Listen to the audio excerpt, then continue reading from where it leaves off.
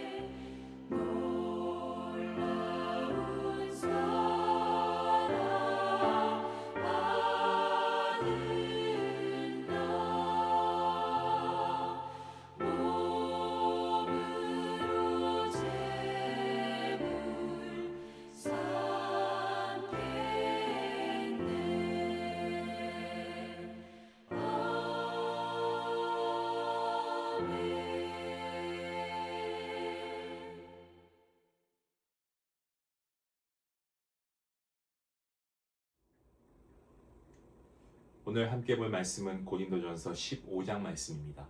29절부터 34절까지의 말씀. 함께 말씀을 읽도록 하겠습니다. 만일 죽은 자들이 도무지 다시 살아나지 못하면 죽은 자들을 위하여 세례를 받은 자들이 무엇을 하겠느냐? 어찌하여 그들을 위하여 세례를 받느냐? 또 어찌하여 우리가 언제나 위험을 무릅쓰리요? 형제들아, 내가 그리스도 예수 우리 주 안에서 가진 바 너희에 대한 나의 자랑을 두고 단언하노니 나는 날마다 죽노라. 내가 사람의 방법으로 에베소에서 맹수와 더불어 싸웠다면 내게 무슨 유익이 있으리요? 죽은 자가 다시 살아나지 못한다면 내일 죽을 터이니 먹고 마시자 하리라. 속지 말라. 악한 동무들은 선한 행실을 더럽히나니 깨어 의를 행하고 죄를 짓지 말라. 하나님을 알지 못하는 자가 있기로 내가 너희를 부끄럽게 하기 위하여 말하노라. 아멘. 오늘 본문을 보시면 사도 바울이 아주 독특한 이야기를 하고 있습니다. 그것은 고린도 교회 안에 죽은 자들을 위해 세례받은 사람들이 있었다는 겁니다. 이 부분은 해석이 사실 쉽지 않습니다. 하지만 일반적으로 사랑하는 이를 다시 만나고자 하는 소망 가운데 행해진 어떤 의식, 그렇게 이해되고 있습니다. 물론 성경은 죽은 자를 위한 세례를 교회의 정식 세례로 인정하지 않습니다.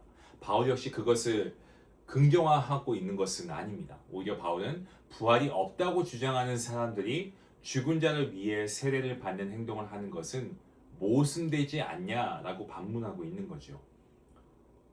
만일 죽은 자의 부활이 없다면 왜 다시 만날 소망을 가지고 그런 행동을 하느냐라고 묻고 있는 겁니다. 이어서 바울은 자신이 날마다 위험을 무릅쓰고 복음을 전하는 이유 역시 부활을 믿기 때문이다라고 고백하고 있습니다. 나는 날마다 죽노라라고 하는 이 사도 바울의 고백, 우리가 잘 알고 있는 유명한 고백이지만 이건 단순한 어떤 표현이 아니고 바울은 실제 삶 가운데 복음을 위해서 끊임없이 핍박과 환난의 삶을 살아갔습니다. 하지만 그 삶을 바울이 후회했냐, 억울해했냐? 그렇지 않았다는 거죠. 왜냐하면 이 땅의 고난 뒤에 비교할 수 없는 부활의 영광이 기다리고 있다는 그 믿음의 확신이 바울에게 있었기 때문에 그렇습니다. 바울은 부활을 분명히 믿었기 때문에 복음을 위해서라면 죽어도 좋다라는 이 각오로 살아갈 수 있었던 겁니다. 바울은 에베소에서 사역할 당시에 극심한 환난을 떠올리면서 자신이 마치 맹수와 싸우는 사람처럼 치열한 시간을 보내었다라고 이야기합니다. 만일 부활이 없다면 그러한 삶이 무슨 의미가 있었겠습니까? 그래서 바울은 죽은 자가 다시 살지 못할 것이며 내일 죽을 건데 먹고 마시자 하리라 라고 이야기하지 않습니까? 이것은 이사야서에 나오는 말씀을 인용한 것인데 북이스라엘 백성들이 멸망 직전까지도 회개하지 않고 쾌락과 어떤 그런 즐거움을 추구하고 즐기다가 심판받았던 모습을 우리에게 떠올리게 하는 말씀이기도 합니다. 바울은 만약 부활이 없다면 자신 역시도 세상의 즐거움과 쾌락만 따라 그것들을 추구하며 살았을 것이다 라고 이야기하고 있습니다. 그리고 바울은 고린도 교회 안에 퍼져 있던 부활은 없다라는 주장이 얼마나 위험한 것인가를 강하게 경고합니다. 부활을 부정하는 사람들, 이들은 결국 이 땅의 삶만 바라보게 되고 죄와 쾌락과 즐거움에 쉽게 무너지게 됩니다. 그래서 바울은 속지 말라, 악한 동무들은 선한 행실을 더럽힌다라고 말하면서 깨어서 의를 행하고 죄를 멀리할 것을 강하게 권면하고 있습니다. 부활의 소망을 가진 사람은 삶의 태도가 달라질 수밖에 없습니다. 죽음 이후에 하나님의 심판과 영원한 생명이 있다는 사실을 믿는 사람은 함부로 죄를 즐기면서 그 쾌락함을 가지고 살아갈 수가 없습니다. 이 땅만 바라보는 사람은 결국 자기의 욕심과 육체의 정욕을 따라 살아갈 수밖에 없겠지만 부활을 믿는 사람은요, 이 땅이 아니라 하늘의 소망을 품고 살아가는 것 아니겠습니까?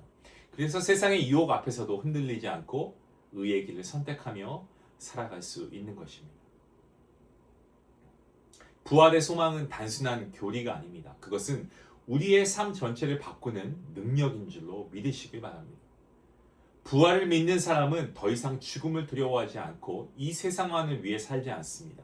오히려 하나님 앞에 설 그날을 바라보면서 오늘 하루 살아가는 것입니다. 그래서 바울은 어떠한 고난과 어떠한 역경과 낙심 가운데서도 그가 포기하지 않고 끝까지 복음을 위해 달려갈 수 있었던 이유가 바로 그는 이 세상을 위해 살아간 것이 아니고 부활을 믿고 있었기 때문에 영원한 그 하늘의 소망을 품고 살아갔기 때문에 그가 복음을 위해 끝까지 달려갈 수 있었던 겁니다.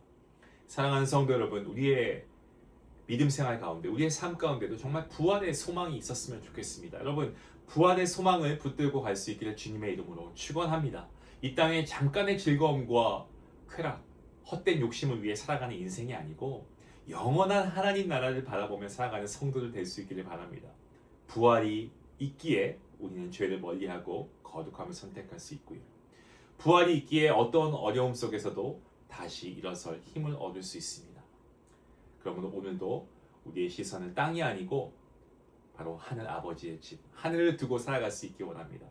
주님의 그 부활하심, 고로 주님의 자녀인 우리도 부활할 것을 우리가 믿고 그 부활의 영광을 바라보며 하나님 앞에 다시 우리가 설 그날을 우리가 준비하면서 믿음과 거룩함으로 살아갈 수 있는 우리 모든 성도들 될 수 있기를 주님의 이름으로 간절히 축원합니다. 기도하시겠습니다. 하나님 감사합니다.